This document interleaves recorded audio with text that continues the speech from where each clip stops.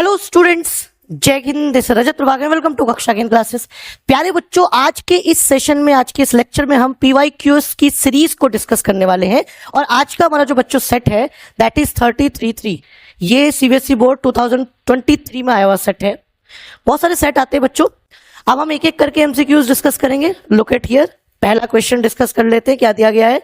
A bag contains 3 red balls, 5 white balls and 7 black balls.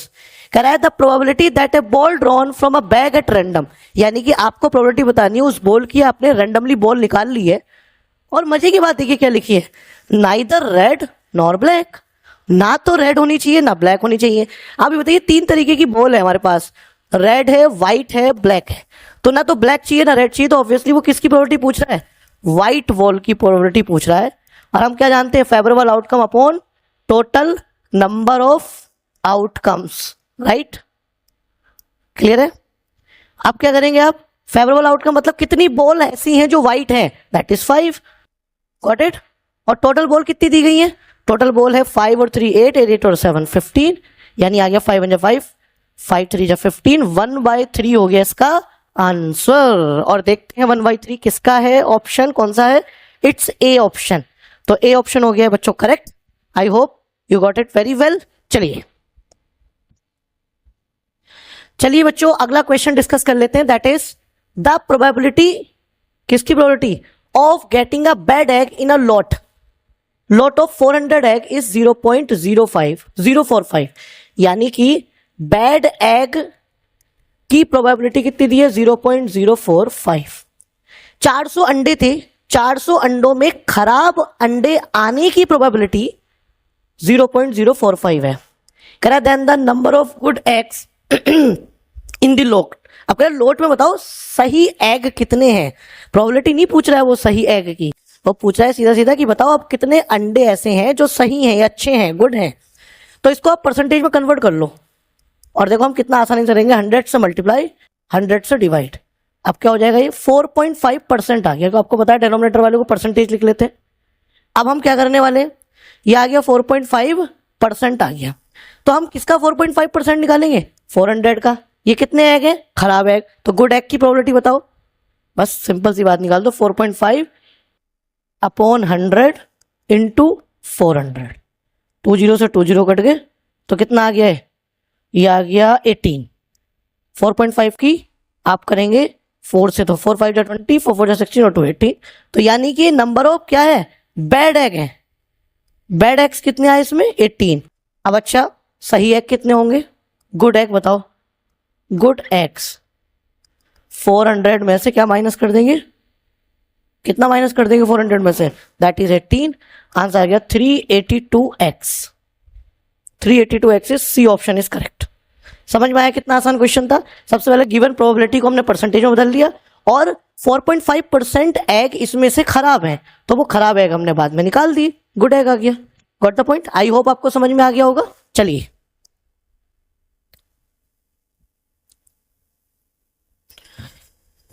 प्यारे बच्चों, circle पर based इस क्वेश्चन को देखते हैं। क्या दिया गया है? लिखा है parameter of a sector of a circle whose central angle.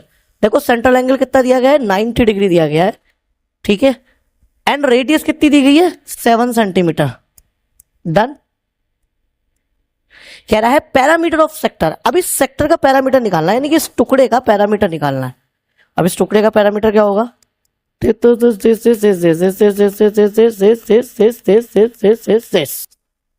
है, तो अब निकालो जरा। बहुत आसान है। पूछो कैसे? सर 7 सेंटीमीटर तो ये हो गया, 7 सेंटीमीटर तो ये हो गया रेडियस है, तो ये तो 14 आ गई। अब इतना और निकाल लो। ये क्या है? Length of arc. तो लेंथ ऑफ आर्क का फॉर्मूला क्या होता है? लेंथ ऑफ आर्क का फॉर्मूला होता है बेटा θ/360 इंटू 2πr। फटाफट निकालिए, कितना आ गया? 90/360 इंटू 2 इंटू 22/7। रेडियस भी दी है 7, 7 से 7 कट गया, 0 से 0, 9 4 जा 36, ये कट गया 2 से 2, ये आ गया 11। तो ये आ गई आपकी 11 सेंटीमीटर। आप ध्यान से सुनो, ये आ गई आपके पास 11 सेंटीमीटर। आपसे उसने पैरामीटर पूछा था, पैरामीटर सबका सम कर दो। तो 7 और 7 14, 14 और 11 कितना हो गया? 25। इसलिए इसका आंसर हो गया डी ऑप्शन इज करेक्ट। समझ में आया आपको? आई होप बहुत अच्छे से आपको क्लियर हो गया होगा। चलिए प्यारे बच्चों, सर्कल पर बेस्ड इस क्वेश्चन को देख लेते हैं। क्या दिया गया है? कह रहा है maximum number of common tangent that can be drawn to two circles intersecting at 2 point. अभी बताओ, ये सर्कल 2 पॉइंट पर इंटरसेक्ट कर रहे हैं। यस, ये कह रहा है maximum number of common tangent that can be drawn to two circle intersecting at 2 distinct point. कह रहा है ऐसी कितनी कॉमन टेंजेंट खींची जा सकती है 2 सर्कल पर जो ये जो टेंजेंट है इन दोनों सर्किल को 2 पॉइंट पर इंटरसेक्ट करे। मतलब कहने का मतलब ये दिस वन, एक ये टेंजेंट ड्रॉ हो गई जो इस सर्किल के लिए, इस सर्किल के लिए भी टेंजेंट है, इस सर्किल के लिए भी टेंजेंट है, और दूसरी टेंजेंट हो गई ये। समझ में आई कि नहीं आई? अरे अंडरस्टूड? मतलब दोबारा से लैंग्वेज पढ़िएगा। Maximum number of common tangent, ऐसी कितनी ज्यादा से ज्यादा कॉमन टेंजेंट जो दोनों में कॉमन हो, ठीक है, कैन बी ड्रॉन, बनाई जा सकती, खींची जा सकती टू 2 सर्कल, 2 सर्कल पर इंटरसेक्टिंग एट 2 डिस्टिंक्ट पॉइंट। ये जो कॉमन टेंजेंट है वो 2 पॉइंट पर इंटरसेक्ट करे। और देखो, एक पॉइंट ये रहा, एक पॉइंट ये रहा, 2 पॉइंट पर इंटरसेक्ट किया कि नहीं किया? एक ये रहा और एक ये रहा, 2 पॉइंट पर इंटरसेक्ट किया कि नहीं किया? बात आई कि नहीं आई समझ में? बोलो, अंडरस्टूड है कि नहीं? चलिए, तो कितना आंसर आ गया इसका? 2। तो ऐसी 2 टेंजेंट हैं जो आप ड्रॉन कर सकते हैं 2 सर्कल पर कॉमन टेंजेंट। Got it? चलिए प्यारे बच्चों, हाइट एंड डिस्टेंस का ये क्वेश्चन देखते हैं। क्या दिया गया है? कह रहा from a point on the ground, ground पर कोई पॉइंट है, ठीक है, ये रहा point P, which is 30 metre away from the foot of the tower. ये टावर का फुट है, इससे 30 मीटर दूर है ये vertical tower. The angle of elevation of top of the tower, top of tower का एंगल ऑफ एलिवेशन कितना है? Found to be 60 degree, 60 degree है। तो कह रहा है फाइंड द हाइट, हाइट बतानी है टावर की, कितनी होगी? बोलो कितनी होगी? तो देखो, इन ट्राइंगल PBA में क्या आ रहा है? tan theta equals to perpendicular upon base. तो परपेंडिकुलर कितनी है? H, बेस कितना है? बेस आपका हो गया BP, और ये आ गया tan 60 degree equals to height निकालनी है, और ये आ गया 30। और tan 60 की वैल्यू कितनी होती है? sin 60 की वैल्यू √3, तो ये आ गई √3 इक्वल्स टू H अपॉन 30, और इससे H की वैल्यू आ गई 30√3 मीटर। डन? तो ये आ गया 30√3 metre. This is the correct answer. Got it? चलिए प्यारे बच्चों, इस क्वेश्चंस को डिस्कस करते हैं जो HCF और LCM पर बेस्ड है। बहुत आसान क्वेश्चन है। कह रहा गिवन HCF कितना? 25206600 का HCF है 40, एंड LCM कितना दिया गया? 252K। तो हम क्या जानते हैं? एक सिंपल सा फंडा, क्लास 8 में पढ़ा था, 7 में पढ़ा था। Product of 2 numbers is equals to HCF multiply LCM। तो देखो कितना आ गया? 2520 मल्टीप्लाई 6600। HCF कितना है? 40। LCM कितना हो गया? 252K। 0 से 0 कट गया, 4 से काटिए इसको, 4 6 24, 4 3 12, ठीक है। और काटिएगा, ये किससे कट जाएगा? 3 से कट जाएगा ना। 3 8 24 और 3 4 12, ये कट गया। 3 2 6, 3 1 3, और 21 4 84, तो ये आ गया 6600 इक्वल्स टू 4K। K की वैल्यू पूछ रहा था, 4 से इसको काट दो, 4 1 4, 26 हो गया, 4 6 24, 4 5 20। K की वैल्यू होगी 1650। क्या यही आंसर है? 1650। यस, ऑप्शन नंबर ए क्या हो गया? करेक्ट हो गया। समझ में आया कितना आसान क्वेश्चन था? K की वैल्यू पूछ रहा था, आपने क्या किया? सिंपली रिलेशन पुट कर दिया, product of 2 numbers equals to HCF multiply LCM। Got it? चलिए प्यारे बच्चों, डिस्कस कर लेते हैं एक और क्वेश्चन जो कि है मीन मीडियन मोड पर बेस्ड, यानी मीन पर based. The mean of 5 number, 5 numbers का मीन 15 है। If we include 1 more number then the mean of 6 number becomes कितना? 17। The include number is. तो देखो क्या कह रहा है, मीन का फॉर्मूला क्या होता है? Sum of the observation upon number of the observation, right. Formula पूरा नहीं लिख रहा हूं। तो मीन कितना दिया है? 15, सम कितना निकल जाएगा इससे, नंबर ऑफ ऑब्जर्वेशन कितने हैं 5, तो यहां से इसका सम आ गया 15 5 जा 75, राइट। अब ऐसे ही आपको क्या करना है, 6 नंबर्स के मीन का क्या करना है, mean equals to sum upon number of observation. तो कितना आ गया मीन, इसका मीन आ गया 17, सम आप यहां से निकाल लेंगे, ऑब्जर्वेशन हो गया 6, तो कितना आ गया सम, 6 7 जा 42, 4 कैरी, 6 1 जा 6, 6 और 4 कितना हो गया 10, 102। तो कितना आ गया भैया, अब जो नंबर आएगा वो नंबर कितना आ जाएगा, 102 में से 75 माइनस कर लो, तो कितना आ गया 27। It's A option is correct. समझ में आया, ए ऑप्शन क्या हो गया, करेक्ट हो गया। Got it. चलिए प्यारे बच्चों, टेंजेंट पर बेस्ड इस क्वेश्चन को हम देख लेते हैं, क्या दिया गया है। ये कह रहा है in the given figure O is the centre of a circle. O देखिए सर्कल का सेंटर है, mn is the chord and the tangent ml at point m makes an angle of 70 degree with mn। देखिए ये mn एक क्या है, code है, और ये कह रहा है कि द टेंजेंट ml जो है at point m makes an angle of 70 degree. ये 70 डिग्री का एंगल बना रही है इस mn के साथ। बिल्कुल सही बात है, बना रही है। अब वो आपसे पूछ कर रहा है, यानी MON इसकी वैल्यू पूछा है, और बहुत आसान है। देखिए ये दोनों एंगल इक्वल हो जाएंगे कि नहीं हो जाएंगे, पहले ये बताइए मुझे, क्यों होंगे। क्योंकि आपको होता है रेडियस इक्वल है, आइसोस्केलस ट्रायंगल बन गया, sides equal and their opposite angles are also equal. ये कितना निकालोगे आप, देखो ये होता है पूरा 90, कितना होता है 90, तो ये होता है टोटल 90 है, तो कितना बचा 20 डिग्री। अब x की वैल्यू आ गई आपके पास 20 डिग्री। दोबारा सुन लो क्यों, क्योंकि m पर ये पॉइंट ऑफ कांटेक्ट है, टेंजेंट है, पॉइंट ऑफ कांटेक्ट पर टेंजेंट 90 डिग्री होती है। अब आपका ये भी 20, ये भी 20। अब इस ट्राइंगल में क्या लगा दो, एंगल सम प्रॉपर्टी। तो angle m plus angle o plus angle n equals to 180 degree. तो एंगल m कितना है, ये भी 20 है, o हमें निकालना है, ये भी 20 है, इक्वल्स टू 180। तो एंगल o की वैल्यू आ गई 140 डिग्री। ये आ गई 140 डिग्री। ऑप्शन नंबर बी क्या हो गया आपके सामने, बिल्कुल करेक्ट हो गया। गॉट द पॉइंट, समझ में आ गई आपके बात। चलिए प्यारे बच्चों, ट्राइंगल पर बेस्ड क्वेश्चन को देखते हैं, क्या दिया गया है। In triangle ABC DE parallel, ये डीई पैरेलल किसके है, बीसी के। एडी कितना है 2 सेंटीमीटर, बीडी कितना है 3 सेंटीमीटर, बीसी कितना है 7.5 centimetre, and then the length of DE, DE की लेंथ पूछ रहा है।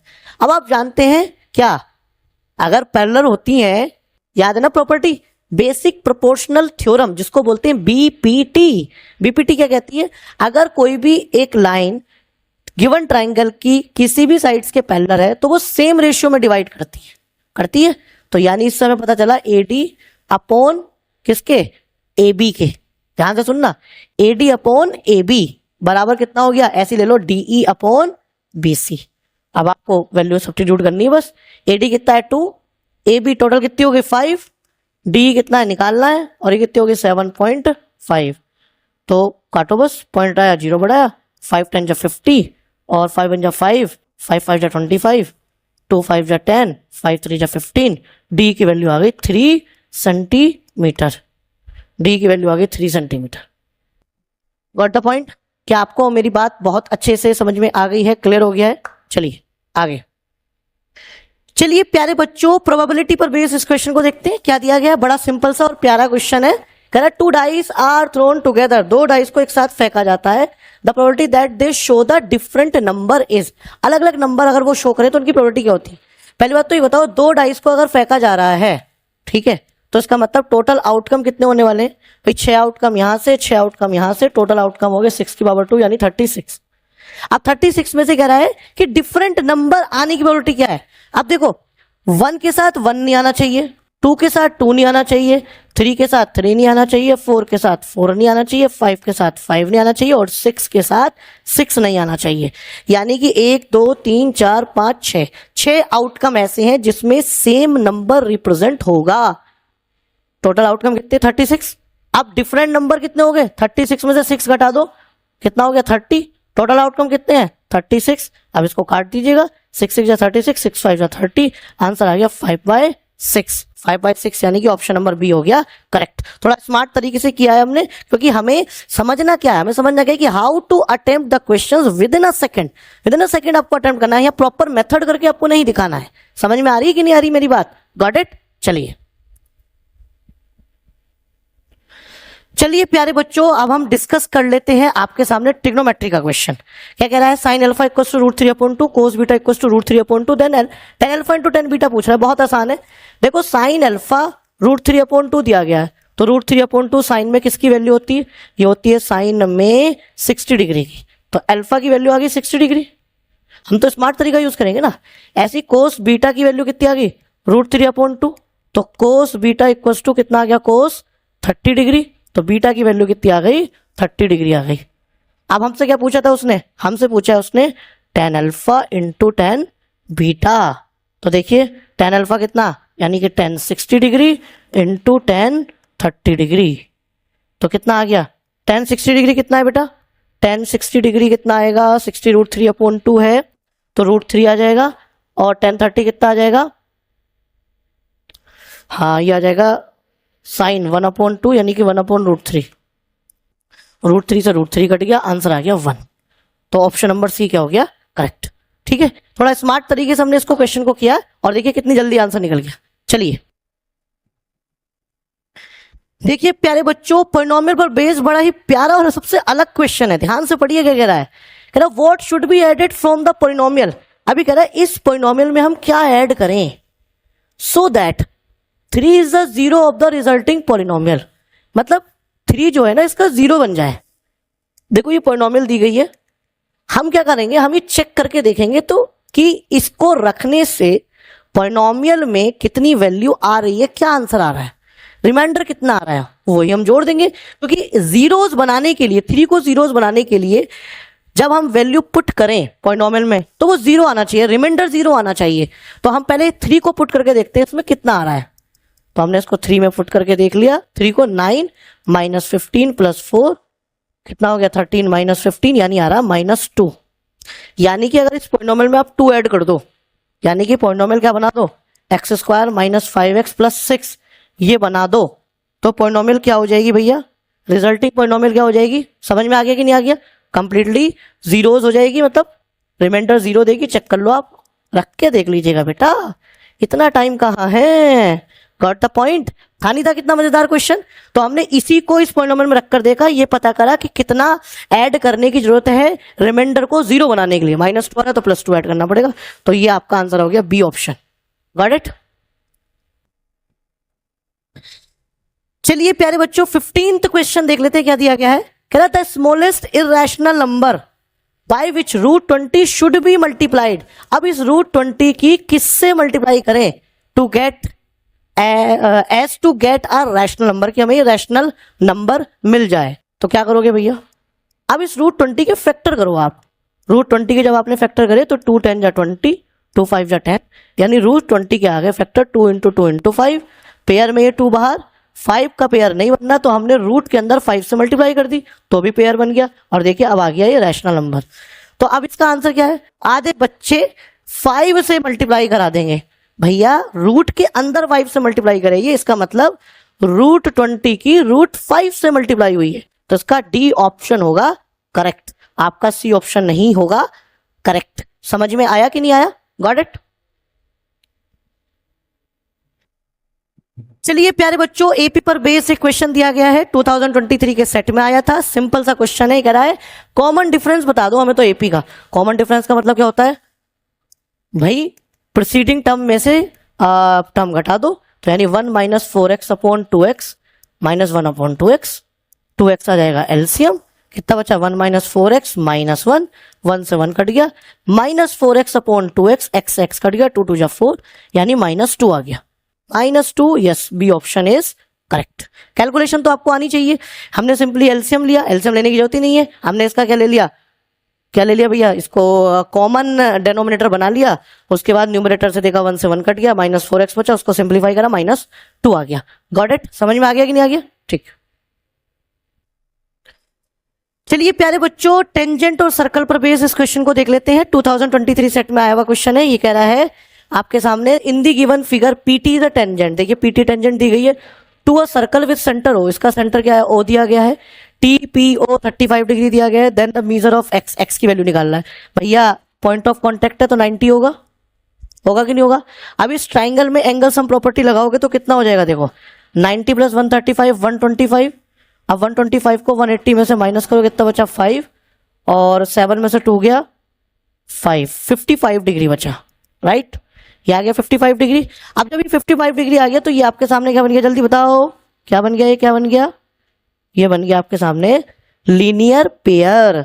तो यानी कि 55 plus x equals to 180 degree. तो x की वैल्यू आ गई 180 माइनस 55 डिग्री, ठीक है।